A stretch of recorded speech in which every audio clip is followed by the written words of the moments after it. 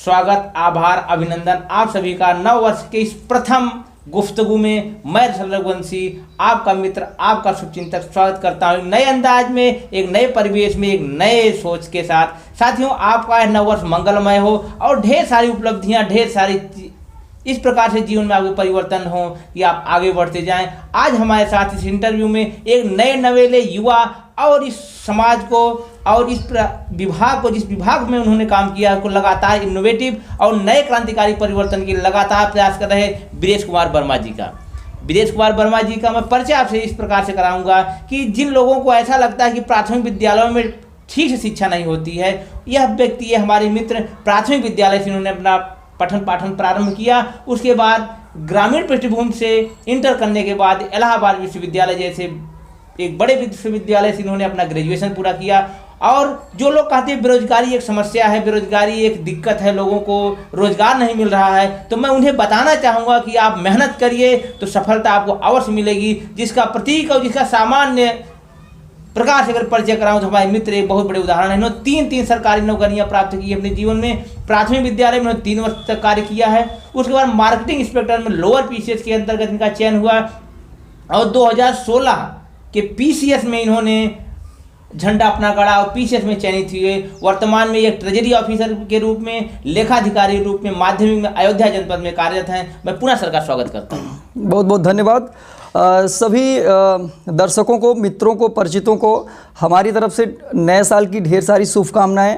और ये नया साल आप लोग एक संकल्प के साथ प्रारंभ कीजिए। संकल्प ये होना चाहिए कि कोविड जैसी परिस्थितियां हैं तो आप लोग अपने आसपास सफाई कीजिए और ये भी संकल्प लीजिए कि असहायों की सहायता कीजिए, बच्चों की शिक्षा पर विशेष रूप से फोकस कीजिए, महिलाओं एवं बच्चियों के जो है सम्मान को आप अपने कार्यप्रणाली में शामिल कीजिए और इस संकल्प के साथ अपने नए साल का जो प्रारंभ कीजिए।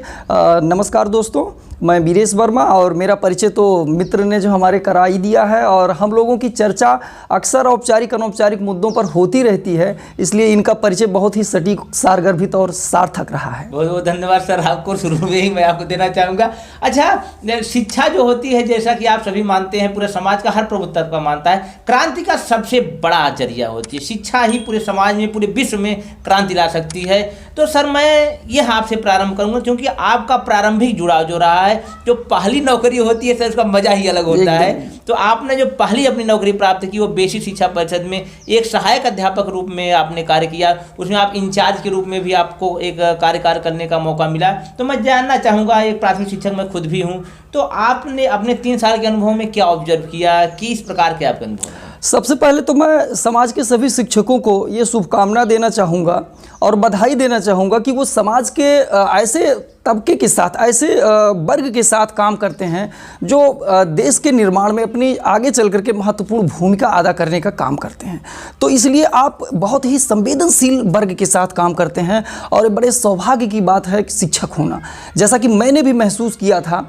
और आगे लक्ष्य जो भी होता है समाज के लिए, आप आगे जितना भी काम करना चाहते हैं उसके लिए आप अपने बेहतरी के लिए प्रयास कीजिए, निश्चित तौर पर अच्छा है। लेकिन शिक्षक होना एक वास्तव में सौभाग्यशाली कार्य है और एक महत्वपूर्ण उपलब्धि है। तो हम लोग, जैसा कि आप जानते भी हैं कि एक मध्यम वर्गीय परिवार से जुड़े हुए थे, तो हाँ, तो मध्यम वर्गीय परिवार से जुड़े हुए थे तो एक सर्विस में जाना एक पूर्व में बहुत लंबे समय से एक लक्ष्य भी था। तो प्राथमिक शिक्षक के रूप में जब चयन हुआ तो एक नए विश्वास के साथ और काफ़ी कुछ परिवर्तन करने के साथ और बच्चों की ज़िंदगी को बेहतर बनाने की एक उम्मीद को लेकर के हम पहुँचे। सर एक बात और है कि प्राथमिक शिक्षा में जुड़े होने के बाद आपने जो बाकी नौकरियां प्राप्त की हैं वो हम शिक्षकों के लिए एक गर्व का विषय है कि एक हमारे बीच का पढ़ा, हमारे साथ पढ़ाया हुआ, हमारे साथ सहकर्मी आज पीसीएस अधिकारी है। और पीसीएस अधिकारी बनना एक सपने का बात होती है, एक सामान्य हमारे आप जैसे पृष्ठभूमि के लोगों के लिए। अब इस संदर्भ में मैं ये कहना चाहूँगा कि अगर केवल एक पद पर निरपेक्ष रूप से बात किया जाए, मतलब व्यक्ति को हटा करके, तो कोई भी पद अपने आप में छोटा नहीं होता, न कोई अपने आप में बड़ा होता है। उस पद पर काम करने वाला व्यक्ति उस पद पर काम करके ईमानदारी से, मेहनत से उस पद के महत्व को बना सकता है। आप जैसा कि जानते हैं कि शिक्षक को भी पुरस्कार मिलते हैं, राष्ट्रीय स्तर के पुरस्कार मिलते हैं। अब आप ये तुलना कीजिए, अगर कोई बहुत ही बड़े स्तर का अधिकारी है और वो अपने दायित्वों का निर्वहन नहीं कर रहा है, हो सकता है वो हायरार्की में शिक्षक से बहुत ऊपर का पद हो, लेकिन अगर एक शिक्षक अच्छा कार्य करके, एक उदाहरण प्रस्तुत करके, लोगों की जिंदगियों में तब्दीली ला करके पुरस्कार प्राप्त करता है, तो क्या आप उस स्थिति में एक बड़ा पद पाना प्राप्त करेंगे या शिक्षक बनकर के पुरस्कार प्राप्त करना चाहेंगे? ये तो सर बात सही कह रहे तो हैं। इसलिए कोई भी पद खराब नहीं होता है, कोई भी पद छोटा नहीं होता है। अगर आप उस पर एक लगन के साथ, एक निष्ठा के साथ, एक मेहनत के साथ आप काम करते हैं, एक आप उस पद पर काम करने के साथ आपका एक मिशन होता है, तो निश्चित तौर पर वहाँ क्रांति आएगी, मेरा ये विश्वास है। मतलब जो आपका उद्देश्य है, मेरे समझ में ये बात आ रही है कि पद महत्वपूर्ण नहीं होता है, महत्वपूर्ण यह होता है उस पद पे बैठा हुआ व्यक्ति उस पद को कितना गौरवान्वित करता है। निश्चित, क्योंकि कार्य करने वाला व्यक्ति जो है उस पद की महत्ता को बढ़ा देता है, और कोई भी ऐसा पद नहीं है जहाँ पर काम करने वाला व्यक्ति, एक भी ऐसा व्यक्ति ना हो जिन्होंने बहुत ही अच्छा कार्य ना किया हो। कोई भी व्यक्ति और कोई भी विभाग आप उठाएंगे तो निश्चित तौर पर वहाँ पर कुछ न कुछ ऐसे व्यक्तियों के उदाहरण मिलेंगे जो उस क्षेत्र में सफलता के न केवल झंडे गाड़े हैं, उन्होंने एक ऐसा क्रिएट किया है जो लोगों के लिए संदेश का भी कार्य करता है। व्यक्ति बड़ा हो जाता है, पद छोटा हो जाता है। व्यक्ति जो है उस दिशा में अच्छा कार्य करके उसकी महत्ता को और ही ऊंचाइयों पर स्थापित कर देता है। सर, आपका जो दूसरा सेवा कार्य रहा है जहाँ पर आपने मार्केटिंग इंस्पेक्टर के रूप में काम किया, जी जी, तो किसानों को लेकर के आज पूरे देश में समस्या हुई है, तरह तरह के आंदोलन आ रहे हैं, तरह तरह की बातें आ रही हैं, तरह तरीके से इस प्रकार से किसानों की आय को दूनी करना, फिर किसानों का सरकार के प्रति अविश्वास पैदा होना और बहुत प्रकार की समस्याएं समाज में चल रही हैं। तो चूंकि आपका मार्केटिंग इंस्पेक्टर के रूप में वितरण में एक महत्वपूर्ण योगदान रहा है, तो उसमें आपने किसानों की समस्याओं को किस प्रकार से हैंडल करने का प्रयास किया? पहले तो इस विभाग के बारे में थोड़ा सा मैं बताना चाहूँगा कि खाद्य एवं रसद विभाग के अंतर्गत ये पद सृजित है, जिसके माध्यम से दो प्रकार के कार्य किए जाते हैं। एक तो हम अपने गरीबों को या ऐसे वर्ग जिनको आसानी से जो भोजन, वंचित वर्गों को नहीं प्राप्त हो पा रहा है, उनके अंतर्गत जो है खाद्यान्न वितरण की व्यवस्था सुनिश्चित की जाती है। और दूसरा, हम लोग किसानों के अतिरेक यानी कि जो उनका उपज है, उनके खाने से जो बच जाता है, वो विपणन प्रक्रिया, मार्केटिंग, जो कि खाद्यान्नों के खरीद फरोख्त के लिए एक शब्द प्रयोग होता है, वो विपणन शब्द प्रयोग होता है, जिसके लिए मार्केटिंग आता है सब, तो वो MSP के अंतर्गत जो है सुनिश्चित किया जाता है। और हाल फिलहाल में अभी खरीद की प्रक्रिया भी चल रही है, तो आए दिन इस प्रकार की समस्याएं आती हैं। तो इसमें सबसे पहले तो मैं 2 स्तरों पर जो है सुझाव देना चाहूँगा। एक तो ये कि खरीद के केंद्र ज़्यादा निर्धारित होने चाहिए, और सामान्यतः ये ब्लॉक के अंतर्गत प्रत्येक न्याय पंचायत में एक होनी चाहिए। और दूसरा, जो खरीद केंद्र पर बैठे हुए व्यक्ति हैं, उनके स्तर से भी इसमें परिवर्तन होना चाहिए, उनके कार्यप्रणाली में एक परिवर्तन होना चाहिए, एक व्यवस्थित शेड्यूल ये होना चाहिए। जैसा कि मैं अपने समय में जनपद बहराइच की रिसिया में मैं खरीद केंद्र मंडी में जो है केंद्र प्रभारी था, तो उस समय जो मैंने एक व्यवस्था वहाँ पर बनाया था कि जो भी किसान अपने प्रपत्र और अपने अनाज के सैंपल को लेकर के आ रहे हैं, उस सैंपल के आधार पर उनको एक डेट सुनिश्चित होना चाहिए। अगर उसके पूर्व में हमारे पास 15 लोग आ चुके हैं और एक दिन में हम 5 लोगों की खरीद कर सकते हैं, तो निश्चित तौर पर 15 का मतलब 5वें दिन उसका नंबर आता है। तो हम टोकन सहित उसको डेट सुनिश्चित करें ताकि समय और परेशानी ना हो, एकदम, ताकि उस दिन व्यक्ति अपने खाद्यान्न को लेकर के आए और अपने खाद्यान्न की बिक्री सुनिश्चित करे, और उसके खाते में इस समय जो ऑनलाइन पेमेंट हो रहा है, तो पेमेंट में कोई समस्या नहीं है, केवल बिक्री में समस्या है। तो इस तरीके से एक टाइम दे करके, टोकन जारी करके, उसके बीच के समय को या ट्रालियों की लंबी लाइन को हम वहाँ पर ख़त्म कर सकते हैं। एक प्रेशर जो वहाँ पे बनता उसको हम कम कर सकते हैं। मौसमों में अपने फसल लेकर के, एक तो इतनी मेहनत से अपनी फसल पैदा करता है, एकदम उसके बाद फिर लेकर बेचने के लिए वो दर और मैं एक केस स्टडी इसमें मैं बताऊं आपको कि एक किसान हमारे यहाँ थे जो कि बहुत ही छोटे किसान थे, और जैसा कि आप जानते हैं कि छोटे किसानों के पास अपने संसाधन भी नहीं हुआ करते, तो वो वहाँ पे एक दूसरे केंद्र पर लेकर के गए। 3 दिन उन ट्राली खड़ी रही, और 3 दिन वो ट्राली और ट्रैक्टर का जो है किराया भी उनको वहन करना पड़ा। वो मेरे पास आए तो मैंने उनको समय दिया कि जो पूर्व में कृषक हमारे पास हैं, उनके तौल के बाद मैं आपका तौल इस डेट को सुनिश्चित करूंगा, और उस डेट को मैं वहां पर फ़ोन किया, वो आए, उनके तौल सुनिश्चित हुआ, अगले दिन उनके खाते में ये जो समस्या है, ये एक सामान्य व्यक्ति की नज़र में बहुत छोटी समस्या है, लेकिन छोटे किसान के लिए बहुत बड़ी समस्या है। जो एक ट्राली पे अपना अनाज लदवा करके, लोड करवा कर 3 दिन खड़ा रहेगा, तो उसको 3 दिन के हिसाब से किराया देना होगा, जो उसके लिए कहीं न कहीं एक जो लागत का मूल्य उसका बढ़ता एक चला लागत का जाएगा। मूल्य बढ़ जाएगा निश्चित अच्छा तौर पर। सर, ये एक बात और मैं जानना चाहूँगा, एमएसपी को लेकर के देश भर में राजनीति चल रही है, समस्याएं भी हैं इसमें, तो एमएसपी अधिक से अधिक किसानों तक पहुँच सके, कुछ इस प्रकार का पहल सरकार को क्या करना चाहिए? आपका अपना विभाग या फिर खुद का अनुभव रहा? देखिए, प्रशासनिक स्तर पर जो निरीक्षण इत्यादि की गतिविधियां हैं उसमें ये होना चाहिए कि एक सुनिश्चित अधिकारियों का एक वर्ग हो जो इस पर काम करे। बेसिकली किसानों के लिए प्रदेश सरकार के अंतर्गत कृषि कल्याण के लिए कोई ऐसा विभाग नहीं जो किसानों के कल्याण के लिए का। खाद्य रसद विभाग काम कर रहा है, लेकिन किसानों के कल्याण के लिए उनकी कोई ऊपर से नीचे की, जैसे हम प्रशासनिक हायरार्की ऊपर से नीचे देखते हैं, वैसा किसानों के कल्याण का एक जो विभाग होना चाहिए जो उसी पर काम करे बेसिकली। और जो मैंने अभी आपको पूर्व में बताया कि इनके खरीद के लिए, इनके खाद्यान्न को ज़्यादा से ज़्यादा मात्रा में खरीदा जा सके, खरीद केंद्र ज़्यादा होना चाहिए निश्चित तौर पर। और ये जो एमएसपी की व्यवस्था है खरीद ग्राम की, सभा लेवल पे अगर खरीद केंद्र हाँ, विकसित करें, ग्राम सभा पर हो या अधिकतम करें तो न्याय पंचायत पर होना चाहिए। क्योंकि आप आसपास के लोगों को देखिए, अगर हमारे आसपास जो है, क्योंकि उत्तर प्रदेश ज़्यादातर जो है ग्रामीण क्षेत्र को कवर करता है, यहाँ पे शहरी जनसंख्या और शहरी क्षेत्रफल कम है, तो ऐसी स्थिति में ज़्यादातर लोग कृषि पर निर्भर हैं, तो हम ज़्यादा से ज़्यादा उनकी उपज को खरीद सकें, इसलिए नज़दीक में जो है खरीद केंद्र होना चाहिए। ये जो मैंने नज़दीक से देखा, क्योंकि लोगों को बहुत दूर तक ले जाना पड़ता है, और जब किसी एक केंद्र पर ज़्यादा किसानों का दबाव होगा तो निश्चित तौर पर उसकी एक क्षमता होती खरीद केंद्र की, भीड़ बढ़ती जाती है। आप कितनी भी व्यवस्थाएं करेंगे लेकिन भीड़ तो अनावश्यक बढ़ेगी। अच्छा, चूँकि खरीद का एक टाइम पीरियड निश्चित है तो आपको उसे में खरीदना है, तो इसलिए आप जो है अपनी क्षमता को नहीं बढ़ा सकते। हाँ, खरीद केंद्र बढ़ाकर सबसे बड़ा समाधान यह है कि अधिक से अधिक खरीद केंद्र होना चाहिए, निर्माण होना चाहिए, और खरीद केंद्र पर जो प्रभारी हैं उनको एक सुनिश्चित और एक सुव्यवस्थित प्रक्रिया अपनानी चाहिए। जैसा कि मैंने अभी आपको बताया कि उनको डेट के साथ टोकन नंबर दिया जाए और एक दिन पूर्व में फ़ोन किया जाए, वो लेकर के आए, उस तिथि पर उनका खरीद होना चाहिए ताकि वो टालियों पर भीड़ कम। बहुत ही बेहतरीन और बहुत ही सुलभ और बहुत ही सामान्य समाधान बताया, जो कि बड़ा ही मूल्यवान है, आसान भी है, मूल्यवान भी है। अब सर हम थोड़ा सा आगे बढ़ेंगे। आपके इस समय जिस नौकरी में आप कार्यरत हैं, लेखाधिकारी माध्यमिक अयोध्या, मैं पहले ही बता चुका हूँ, तो इसमें आपने अभी जो लगभग 2 साल का आपका अनुभव है इसमें, जी। तो इसमें आपने शिक्षकों के जो वेतन की एक समस्या होती है, समय पर वेतन ना आना, वो सब तरह समस्या है, चाहे हमारा प्राथमिक विभाग हो बेसिक का या फिर आपका माध्यमिक विभाग हो, इन शिक्षकों को समय पर वेतन उपलब्ध करवा दिया जाए, टाइम पर उनका वेतन हो जाए, उनका आयकर कट लगाया जाए, या फिर अन्य जो समस्याएं जैसे कि आप राजकीय विद्यालयों में, महाविद्यालयों में जो मेडिकल की सुविधाएं दी जाती हैं वो सब टाइम पे हो जाए, उसके लिए सर आपने अपने स्तर पर क्या प्रभाव? जो मैंने अभी तक विभाग में कार्य करने के दौरान अनुभव किया है उसमें 2 प्रकार की चीज़ें हैं, और 1-2 और पक्ष और पहलू हैं जिसको स्पष्ट करना आवश्यक है, जिससे स्थिति स्पष्ट हो सकती है।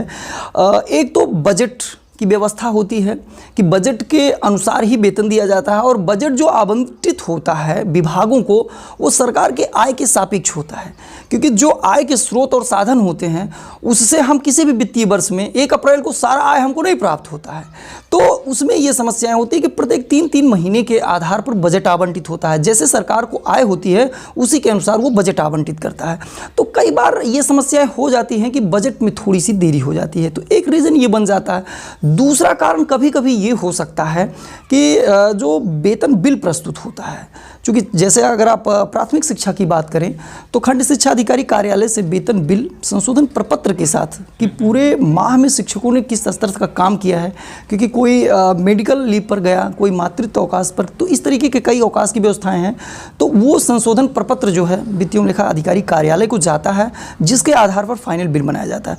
तो ये खंड शिक्षा अधिकारी कार्यालय से भी मेरी ये अपेक्षा है कि वो समय से इन सभी कार्यों को निस्तारित करते हुए समय से ये प्रपत्र जो है वित्तीय लेखा अधिकारी कार्यालय को प्रस्तुत करें, ताकि उस पर अपडेशन और उसके अकॉर्डिंग बिल को वेरीफाई करके ट्रेजरी को भेजा जा सके, ताकि उनके खाते में 1 तारीख को धनराशि आ सके। और मैं ये चीज़ को भी स्पष्ट करना चाहूँगा कि शिक्षक एक ऐसा वर्ग है जो मेहनत ईमानदारी से काम कर रहा है, तो निश्चित तौर पर हाँ, तो 1 तारीख को उनके खाते में वेतन पहुंचना चाहिए, क्योंकि जब किसी भी व्यक्ति को अपने कार्य के बदले प्राप्तियां होती हैं, तो निश्चित तौर पर वो सेटिस्फाइड होता है अपने काम को लेकर। एक शब्द कहा जाता है, एक वाक्य कहा जाता है, delay justice is denied justice. तो हमारे साथ बेहतर के साथ भी लागू हाँ, तो निश्चित तौर पर जैसा कि हम जनपद अयोध्या में हैं यहाँ पर, तो आने के बाद काफ़ी कुछ मैंने परिवर्तन किया है। मैंने विद्यालयों में, जैसे प्राथमिक शिक्षकों में है तो खंड शिक्षा अधिकारी कार्यालय से आता है, हमारे यहाँ विद्यालयों से बिल प्रस्तुत किए जाते हैं।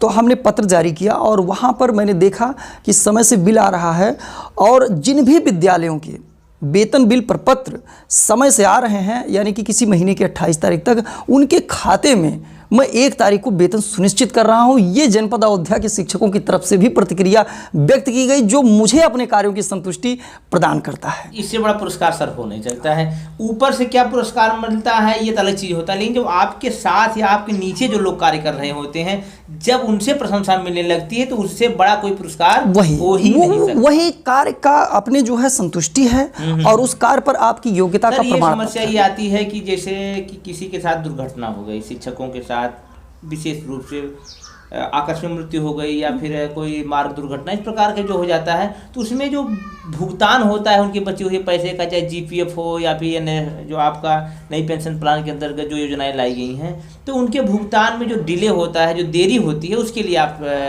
किस प्रकार का निदान? आपने बहुत ही अच्छा सवाल यहाँ पर पूछा है, क्योंकि इस तरीके की समस्याएं, चूँकि पूरे ज़िले की समस्याएं हम लोगों के कार्यालय पर व्यवहृत होती हैं, उसका निस्तारण किया जाता है, तो ये समस्याएं आती हैं। और इसके संदर्भ में मैंने अपने विभाग में कार्य भी किया हुआ है, तो मैं और भी ज़िलों के लिए और भी लोगों के लिए बताना चाहूँगा कि उसमें एक नामिनी की व्यवस्था होती है।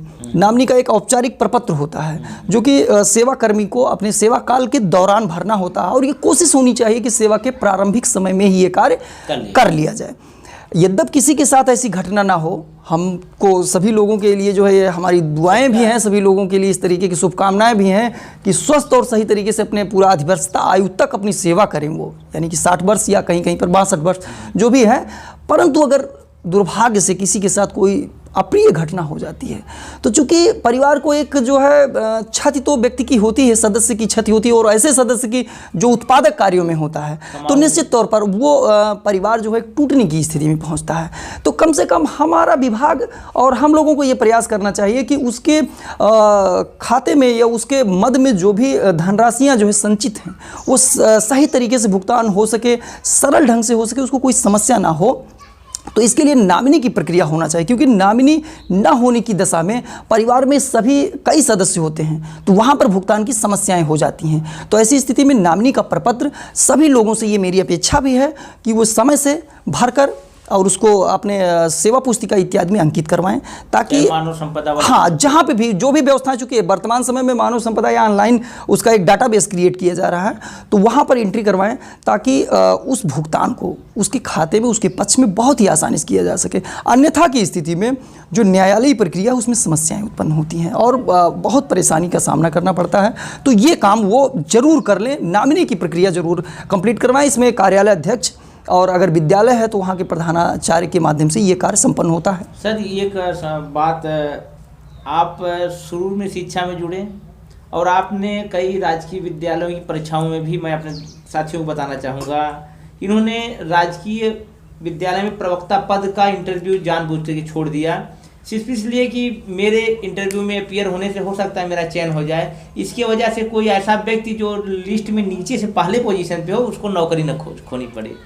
लेकिन उसके बाद भी सर लगातार शिक्षा से जुड़े हुए हैं, विशेष रूप से प्रतियोगी परीक्षाएं जो हमारे आज के युवा हैं, जो लगातार पीसीएस, आईएएस, इसके अलावा टीजीटी, पीजीटी, सीटेट, इस प्रकार की परीक्षाओं में अपने के माध्यम से अपना कैरियर तलाश रहे हैं, अपने जीवन के लिए एक नया द्वार खोलने की लगातार प्रयासरत हैं। तो सर उस द्वार को आसान करने के लिए, उस द्वार को किस प्रकार से आसानी से खोलने में अपना सहयोग दे सके, उसके बाद भी सर ये आजकल कार्यरत हैं और री एजुकेशन प्लेटफॉर्म के माध्यम से सर यूट्यूब चैनल चलाते हैं, साथ ही साथ व्हाट्सएप और इंस्टाग्राम पर भी इनके चैनल चलते हैं। मुझे उम्मीद है जल्द ही ये फेसबुक और इंस्टाग्राम और साथ ही साथ अन्य माध्यमों पर, ट्विटर पर भी आएंगे।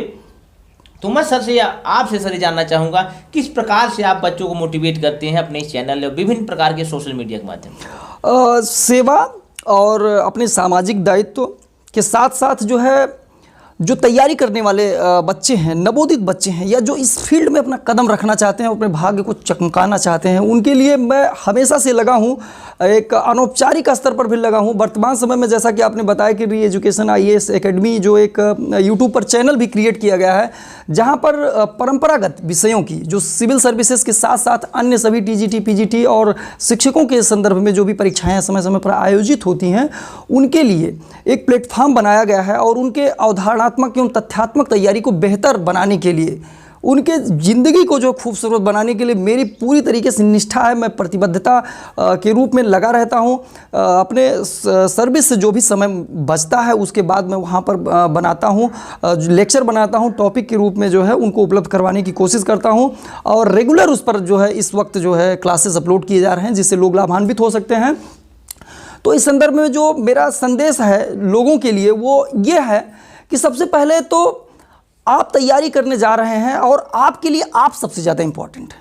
तो इस पे आप अपना मूल्यांकन कीजिए कि आपकी स्थिति क्या है, आपकी क्षमता क्या है। और ये जो क्षमता है, योग्यता है, इसका निर्धारण करना एक जो अमूर्त रूप होता है, इसलिए ये कठिन भी होता है। तो मैं ये बताना चाहूँगा कि इसमें आप अपनी रुचि को ध्यान में रखिए, क्योंकि अगर किसी भी विषय में आपकी रुचि अगर किसी विषय में है तो आप वहाँ पर अगर निष्ठा और समय के साथ काम करते हैं तो वहाँ पर निश्चित तौर पर आप क्रांति ला सकते हैं, क्योंकि रुचि सबसे इंपॉर्टेंट। जब रुचि होगी तो आप रात में सोते समय भी उस दिशा में काम कर सकते हैं। कलाम साहब ने कहा था ना कि सपने वो होते हैं जो नींद में, सपने वो नहीं होते जो नींद में देखे जाते हैं, सपने तो वो होते हैं जो नींद ही नहीं देते हैं। एकदम एग्जैक्ट। तो ये चीज़ें होती हैं, क्योंकि जब आपका इंटरेस्ट जिस फील्ड में होता है, जैसे मैं इसका एक व्यवहारिक आपको उदाहरण बताऊं, जब कोई भी स्टूडेंट, हम लोगों के साथ में आपके साथ में भी ये चीज़ें हुई होंगी, जब आप परीक्षा नज़दीक होता है, आपने देखा होगा उस समय पढ़ाई करने पे लोग ये बताते हैं कि मेरी तैयारी ज़्यादा हो रही है।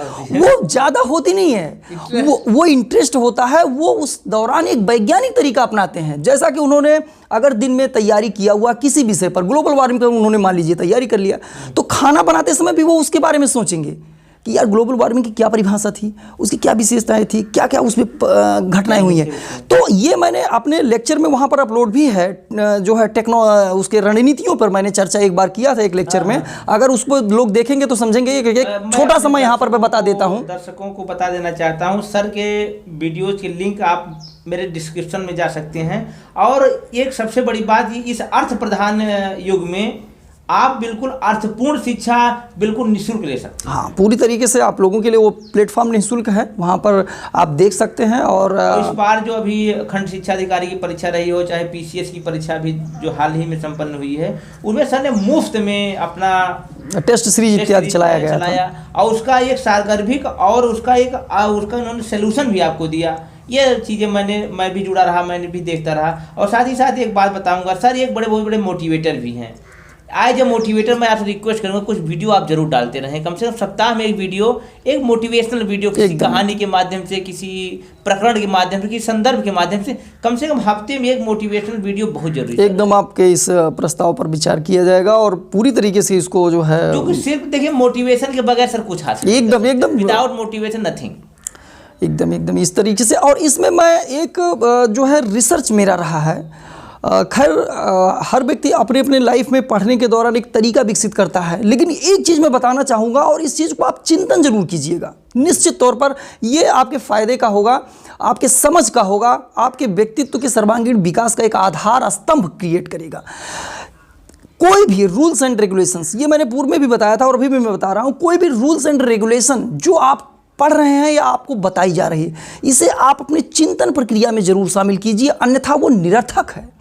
चिंतन प्रक्रिया का तात्पर्य यह है कि आपको कोई भी चीज़ कहीं बताई जा रही है तो उस औपचारिक कक्षा कार्यक्रम से जब आप बाहर जाते हैं तो उसके बारे में आप सोचिए जरूर। इसी को कहा जाता है कि use rules and regulation in your thought process. मतलब जो भी आपने सीखा है, अगर उसको, हाँ, जो भी अगर इसको व्यवहार में कहा जाए कि जो भी आपने कहीं से पढ़ा है, आपको पढ़ाया गया है, उसे आप अपने चिंतन प्रक्रिया में शामिल कीजिए। और जब तक आप ऐसा नहीं करते हैं तब तक वो व्यवहार का, आपके व्यक्तित्व का हिस्सा नहीं बनता है। चाहूँगा आपसे इंटरव्यू या फिर ये गुफ्तगू इंटरव्यू मेरे गलत मुंह से निकल जाता है, गुफ्तगू का अलग मजा होता है। इस गुफ्तगू में बहुत मुझे आनंद आ रहा है और इस गुफ्तगू को समाप्त करने की बिल्कुल रुचि नहीं है, लेकिन सर ये टाइम फ्रेम होता है, एक मजबूरियाँ होती हैं हर कार्यक्रम की, हर व्यक्ति की। तो उसको मैं अपनी मजबूरी समझता हूँ। लेकिन अंत में मैं संक्षिप्त में आपसे कहना चाहूँगा, अपने जीवन के माध्यम से आप क्या संदेश देना चाहेंगे, सिर्फ उन प्रतियोगी परीक्षा की तैयारी करने वाले लोगों को ही नहीं, एक सामान्य जीवन जीने वाले लोगों को भी, क्योंकि बहुत से ऐसे लोग मेरा इंटरव्यू या मेरा ये कार्यक्रम देखते हैं जो कि किसी तैयारी से जुड़े नहीं हो। सर, अपने जीवन का कुछ अनुभव आप वैसे तो मेरे ज़िंदगी का भी अनुभव बहुत ही कम है, लेकिन जो मैंने अपने इस संक्षिप्त जीवन काल में विभिन्न प्रकार के केस स्टडी में जो है अनुभव किया और देखा, उसके आधार पर अगर 1 से 2 वाक्यों में निचोड़ कहा जाए तो ये है कि ज़िंदगी में कोई भी व्यक्ति हो, उस व्यक्ति का जो भी दायित्व है, उस दायित्व को मेहनत और ईमानदारी, यहाँ ईमानदारी शब्द का तात्पर्य कभी झूठ न बोलने से नहीं है। ईमानदारी का तात्पर्य यह है कि जीवन में जो भी दायित्व आपको दिए गए हैं, अगर दिन में आपने जो भी काम किया, शाम को आप स्वयं मूल्यांकन कीजिए तो आपको ये प्रतीत होना चाहिए कि हमने जो मेरा दायित्व था उसको सही से किया। तो ये है ईमानदारी की परिभाषा। आप अपने जीवन में जो भी कार्य है, जो भी दायित्व है, जो भी पद है, वो ईमानदारी और मेहनत से कीजिए। मैं एकदम बताता हूँ कि आपका जीवन आपके अंतरात्मा की विश्वास से चमक जाएगा। मैं जहाँ तक मैंने जो किया, कभी लाइफ में अपने सफलता के लिए शॉर्टकट मत अपनाइए, उसके जो सही रास्ते हैं उस पर चलने का प्रयास कीजिए। और मैं ये उम्मीद करता हूं कि इस तरीके से चलने के बाद आप पूरी तरीके से सेटिस्फाइड होंगे। कोई भी व्यक्ति आपको हरा नहीं सकता है, और जब आप अपने अंतरात्मा से संतुष्ट होंगे तो जीतने और हारने का भाव ही समाप्त हो जाएगा, जहां तक मैं समझता हूं। जो है बहुत बढ़िया सर, बहुत अच्छा लगा आपसे बात करके। और मैं अपने दर्शकों की तरफ से और अपने तरफ से आपसे अपील करूंगा और निवेदन करूंगा, एक बार हम लोगों ने जो प्लान किया था आपके कमरे पे, आपके स्टूडियो में इंटरव्यू का, वो मेरा सपना जल्द शीघ्र हो, आप दोबारा मेरे इस गुफ्तगू में आएँ और मैं फिर आपसे ढेर सारी चर्चा और ढेर सारी इन्फॉर्मेटिव, ढेर सारे इस प्रकार के विश्लेषणात्मक बातें करें और हम आगे बढ़ते रहें। तो आपका जो है निश्चित तौर पर, जैसा कि आप कह रहे हैं, धर्मनगरी अयोध्या में और हमारे स्टूडियो में आपका स्वागत है। और उम्मीद करता हूं कि जल्द ही हम लोग जो है एक और महत्वपूर्ण टॉपिक पर चर्चा करेंगे। और इसके साथ साथ हम अपने परिचितों को, अपने दर्शकों को, अपने व्यूवर को धन्यवाद ज्ञापित करता हूं और ये संदेश भी देता हूं कि आप लोग स्वस्थ रहिए, ईमानदारी और मेहनत से अपने कर्तव्यों को पूरा करने का प्रयास कीजिए। कभी भी सफलता के लिए शॉर्टकट मत अपनाइए। अपने आसपास सफाई रखिए, महिलाओं का सम्मान कीजिए, असहायों की सहायता कीजिए। इस विश्वास के साथ आज का ये बहुत ही मज़ेदार जो है वार्ता हमारे जो मित्र रसल रघुवंशी के साथ था। बहुत लंबे समय से हमारे मित्र भी हैं और उम्मीद करते हैं कि पुनः जो है हम लोग एक ऑनलाइन प्लेटफॉर्म पर जो है रूबरू होंगे। तब तक के लिए नमस्कार, धन्यवाद। साथियों, एक बात मैं बताना चाहूँगा आप लोगों से कि सर अपने निजी जीवन में भी बड़े ही प्रबंधन और बड़े ही बेहतरीन तरीके से जीवन जीते हैं। मैं तो इनसे व्यक्तिगत रूप से, इनके पारिवारिक मित्र हमारे हैं, तो उसके बारे में कभी हम चर्चा करेंगे। अभी समय की बड़ा अभाव है कि आप अपने पारिवारिक जीवन में इनकी बहन, इनके मार्गदर्शन में, इनके ही निर्देशानुसार या आदेशानुसार, इनके अनुनय विनय का पालन करते हुए अभी हाल ही में एलटी में सिलेक्ट हुई हैं। एक लड़की जो पूरे जीवन गांव में रही है, कहीं इलाहाबाद नहीं, कहीं लखनऊ नहीं, कहीं दिल्ली नहीं, और सिर्फ इनके मार्गदर्शन के बल पे उसने एलटी की नौकरी प्राप्त की है। यह एक संदेश है मेरा आप लोगों को बताने का कि सर का प्रबंधन और सर का जो जीवन का तरीका है उसको आप लोग अपनाइए और अपने जीवन में भी समयबद्धता और अनुशासन और सर के द्वारा बताई गई ईमानदारी का पालन करिए। इन्हीं बातों के साथ मैं रसल रघुवंशी आप लोगों से विदा लेने का समय आ गया है और साथ ही साथ निवेदन के साथ मैं विदा हूँगा कि आप लोग मुझसे जुड़े रहिए। नत अनवरत मैं आपके साथ खड़ा रहूँगा और इस मेरी एक गुजारिश है कि यदि आपको अच्छा लगता हो मेरे प्रयास, ये लगातार जो मैं आपसे जुड़ा हुआ रहता हूं, तो आप इस चैनल को सब्सक्राइब करिए और साथ ही साथ सर के री एजुकेशन चैनल से आप जुड़िए और उसमें बहुत सारे आपको संविधान से लेकर के समसामयिकी से लेकर के हर विषय की तैयारी मिलेगी। तो मिलते हैं फिर अगले वीडियो में, तब तक आप लोग खुश रहें, आबाद रहें। नमस्कार, बहुत बहुत धन्यवाद।